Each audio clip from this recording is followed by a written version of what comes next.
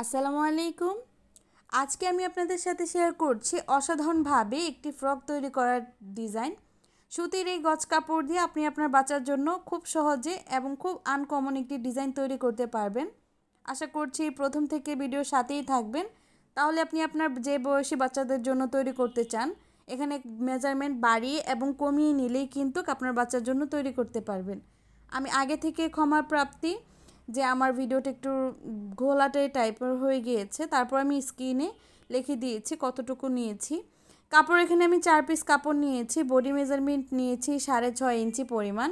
পেটের দিকে নিয়েছি 6 ইঞ্চি এবং বডির যে লুজ ফিটিংয়ের অংশ 1 ইঞ্চি রেখেছি। গলার যে লেন্থ সেটা নিচ্ছি আমরা 2 ইঞ্চি, কাঁধের জন্য নিচ্ছি 3 ইঞ্চি এবং হাতার যে আর্মোল সেটা নিচ্ছি আমরা এখানে 5 ইঞ্চি পরিমাণ। বডির যে লেন্থ সেটা নিচ্ছে আমরা এখানে 3 ইঞ্চি পরিমাণ। যেহেতু চৌকাট গলা ব্যবহার করব, তো সে কারণে আমরা 3 ইঞ্চি নিলেই কিন্তু এনাফ। এখন আমরা প্রত্যেকটা দাগ অনুযায়ী কাটিং করে নিচ্ছি।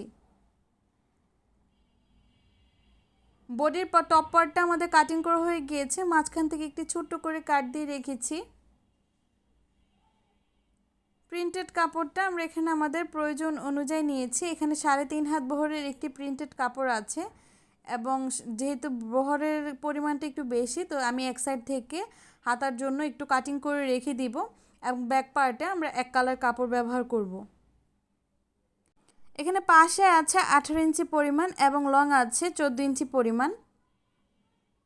আমরা ব্যাক পার্টেও সেম মেজারমেন্টেই কাটিং করে নিব। ভিডিও শুরুতেই আপনাদেরকে দেখিয়ে দিচ্ছি আমরা ব্যাক পার্টটাও কিন্তু ফ্রন্ট পার্টটার মাপেই কিন্তু কাটিং করে নিয়েছি। এখন আমাদের কাজ যে নিচের লেয়ারগুলো সেগুলো কাটিং করব। লেয়ারগুলো কাটিং করার জন্য এখানে আমরা 5 ইঞ্চি করে নিচ্ছি। এখানে আমরা 2টা 3টা নিব, যেহেতু এখানে 3.5 হাত ভরে কাপড়ও সহ আছে, আমরা এখানে 3টা পার্ট কাটিং করে নিব। তো 3টা পার্ট আমাদের কাটিং করা হয়ে গিয়েছে। আমরা এখন পার্টগুলো আগে থেকে জোড়া লাগিয়ে নিব। একটার সাথে আমরা আরেকটা জয়েনিং করে নিয়েছি।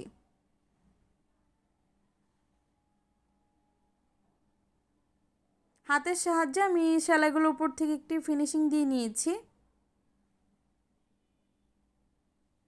এখন জামার যে ফ্রন্ট দিক সেগুলোতে আমরা পট্টি লাগিয়ে নিচ্ছি। এখানে আমি ব্ল্যাক কালার কাপড় নিয়েছি, আপনারা চাইলে অবশ্যই যে কালার কাপড় সে কালার কাপড়ই নিতে পারেন।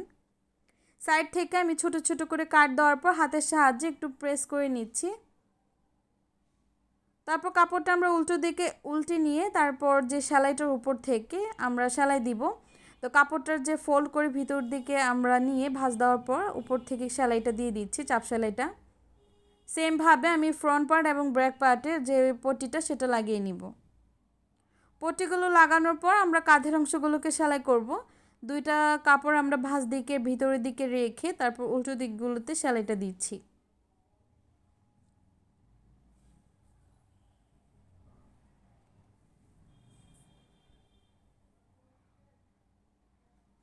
সাইডগুলোতে সেলাই দেওয়ার পর আমাদের যে ফিনিশিংটা সেটা হাতের সাহায্যে প্রেস করে নিয়েছি। সামনের দিকে যেহেতু আমরা প্রিন্টেড কাপড়টা ব্যবহার করছি, প্রিন্টেড কাপড়টা আমরা আগে থেকে কুচিটা দিয়ে নিয়েছি। সেমভাবে আমরা ব্যাক পার্টের অংশটাও কুচি দিয়ে নিব।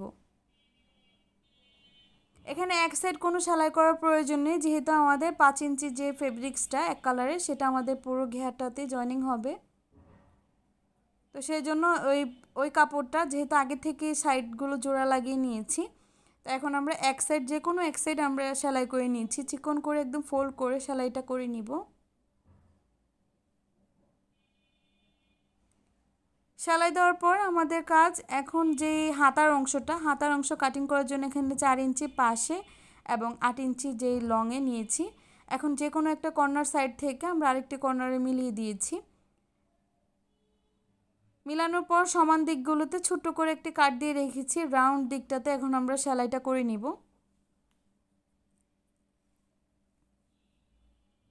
রাউন্ড দিকটাতে সেলাই করার সময় অবশ্যই একটি সেলাই দেওয়ার পর আরেকটি সেলাই দিবেন, না হলে একসাথে সেলাই দেওয়ার সময় পরবর্তীতে হাতাটা একদম বাজে দেখাবে, ফিনিশিংটা ভালো আসবে না। অবশ্যই ফিনিশিং ভালো করার জন্য এভাবে ট্রাই করে দেখতে পারেন।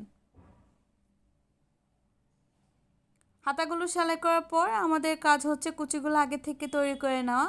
তো কুচিগুলো তৈরি করার পর প্রায় 1.5 ইঞ্চির মতো কুচি ছাড়া আমরা রেখেছি, যেটা আমাদের আর্মহোলের সঙ্গে অ্যাডজাস্ট হবে। 2 হাতাতে আমরা কুচিটা দিয়ে অ্যাডজাস্ট করে নিয়েছি। মাঝ বরাবর থেকে আমাদের মেজারমেন্টটা নিয়ে তারপর হাতাগুলো সমান দিক থেকে জয়েনিং করে নিব।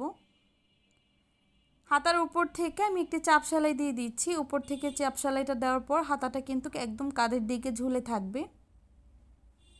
সেমভাবে 2টি হাতা আমরা সেলাই করে নিয়েছি। বডি মেজারমেন্ট এক সাইড থেকে আমাদের বডিটা সেলাই করে নেওয়ার পর আমি আরেকটা সাইডেও কিন্তু বডিটা সেলাই করে নিয়েছি। যেহেতু বডির অংশ আমাদের সেলাই করা কমপ্লিট হয়ে গিয়েছে, এখন আমাদের কাজ মাজার অংশগুলোকে অ্যাডজাস্ট করে নেওয়া।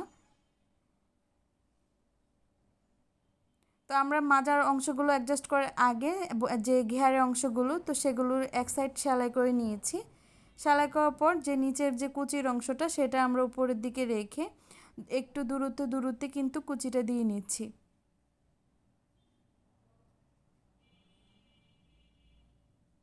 পুরো ঘেয়ারে কিন্তু আমরা এই কুচিটা কভার আপ করে নিব।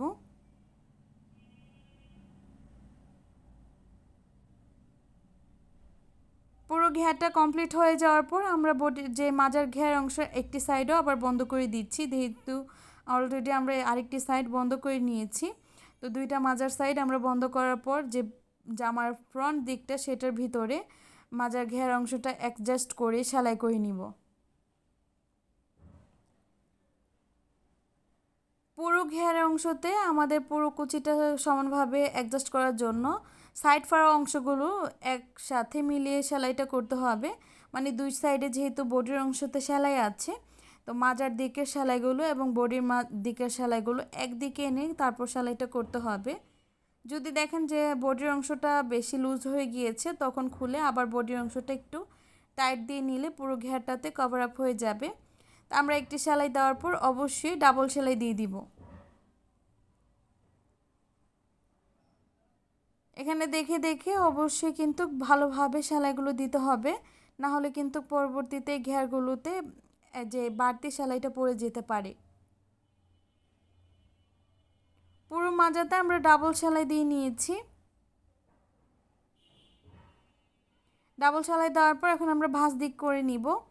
অবশ্যই আপনার কাছে যদি ফেব্রিক্স বেশি থাকে, আপনারা মাঝখানে একটি বউ লাগিয়ে নেবেন। বউটা লাগানোর পর কিন্তু জামার লুকটা অনেকটাই চেঞ্জ হয়ে যাবে। এই হচ্ছে জামাটার যে ফাইনাল লুক। আশা করছি আপনাদের কাছে আজকের ভিডিওটি ভালো লেগেছে। ভালো লেগে থাকলে ভিডিওটিতে like, comment, share and subscribe করে দিবেন। আজকের মতো এখানেই বিদায় নিব। সবাই ভালো থাকবেন, সুস্থ থাকবেন। আর ভিডিওটা কেমন লাগলো সেটা আমাকে অবশ্যই কমেন্ট করে জানিয়ে দিবেন। আর ভালো লাগলে আমার চ্যানেলটিতে আরও ভিডিও আছে, ঘুরে আসতে পারেন। আল্লাহ হাফিজ, আসসালামু আলাইকুম।